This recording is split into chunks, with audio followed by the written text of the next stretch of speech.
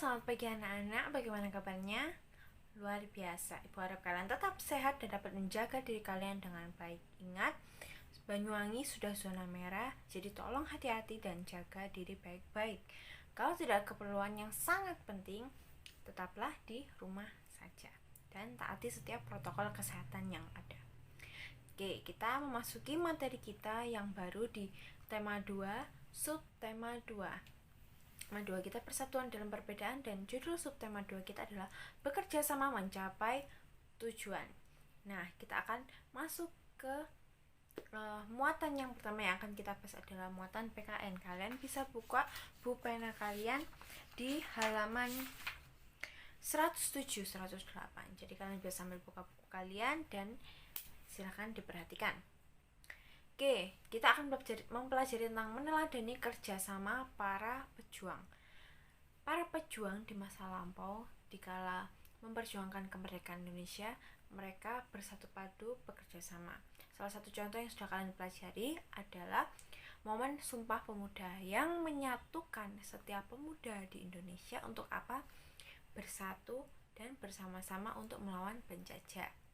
Ada juga momen ketika menuju detik-detik proklamasi, golongan tua dan golongan muda beradu pendapat, dan pada akhirnya mereka juga bekerja sama, akhirnya bersatu untuk apa? Mencapai kemerdekaan. Mereka ingin memproklamasikan kemerdekaan Indonesia. Nah, kita akan bahas teladan dari para pejuang. Nah, latar belakang pahlawan kemerdekaan Indonesia ini berasal dari suku bangsa yang berbeda-beda. Kalian tahu kan? Dari Sabang sampai Merauke ada banyak sekali suku, bahkan berbeda-beda. Di Jawa saja itu sudah banyak suku. Jawa, Sunda, Bali nggak termasuk. Jawa, Sunda, Osing, Betawi, dan lain sebagainya. Kita bisa belajar banyak suku yang berbeda. Nah, perbedaan itu tidak melemahkan semangat para pejuang. Jadi mereka menganggap perbedaan itu menjadi sebuah kekuatan bagi mereka untuk bersatu. Oke, jadi para pahlawan ini memiliki keahlian yang berbeda-beda. Mereka dari suku yang berbeda, berasal dari bahasa dan agama yang berbeda, tapi mereka juga memiliki keahlian yang berbeda-beda juga. Kita lihat, ada yang ahli menggunakan senjata dan bela diri. Mereka yang berperang dengan menggunakan senjata secara fisik, adu domba atau apapun segala macam, mereka menggunakan senjata. Dan ada juga yang ahli dalam bernegosiasi atau berunding. Jadi mereka ada perundingan Linggarjati dan sebagainya. Nah, itu salah satu cara mereka berjuang. Jadi dengan diskusi, lebih baik seperti ini, lebih baik seperti ini, kita mau berdamai, jangan menjajah di sini, atau silahkan pergi, dan lain sebagainya, dengan cara negosiasi. Atau dengan cara orasi, pidato, memberikan wawasan atau memberikan pendapat di masyarakat umum, kita harus bla bla bla bla, dan lain sebagainya. Nah, ini salah satu bentuk-bentuk cara-cara mereka yang berbeda, keahlian yang berbeda untuk mereka berjuang untuk kemerdekaan Indonesia.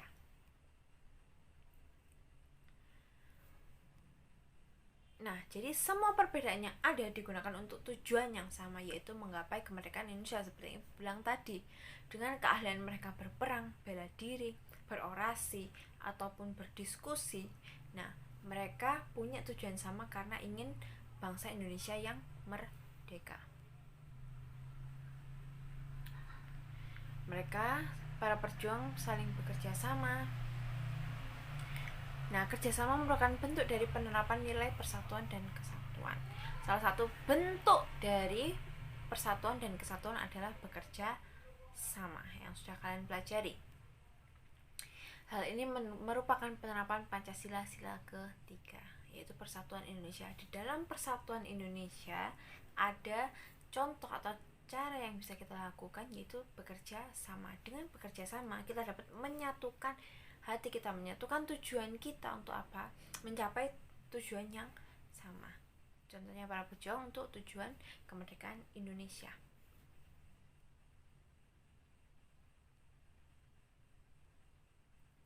Nah, bagaimana persatuan dan kesatuan dalam kehidupan sehari-hari yang sudah kita teladani dari para pejuang?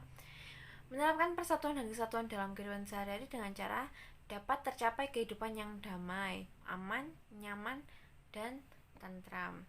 Jadi kalau kita menerapkan persatuan dan kesatuan, hidup kita akan damai. Karena apa? Bersatu, punya satu tujuan yang sama, aman, nyaman, dan tentram. Tidak ada perselisihan, menghindarkan kita dari perselisihan itu tadi. Nah, penerapannya yaitu dengan cara kerja sama. Ada manfaat dari kerjasama. Jangan dikira kerjasama itu nggak ada gunanya. Kerjasama memiliki manfaat. Yang pertama, pekerjaan cepat selesai. Ketika kalian di kelas, kalau ada kerjasama, kerja kelompok, pasti akan lebih cepat selesai karena nggak dikerjakan sendiri. Pekerjaan terasa lebih ringan karena apa? Dipikirkan bersama-sama, bukan dipikirkan sendiri. Memperkuat semangat persatuan. Semakin bekerja sama, semakin punya tujuan yang sama, ingin selesai bersama, ingin mendapatkan bagian yang saling membantu supaya tidak terlalu berat, maka timbullah semangat persatuan yang sangat kuat. Oke, itu dia materi kita dan tugas menteri yang harus kalian kerjakan.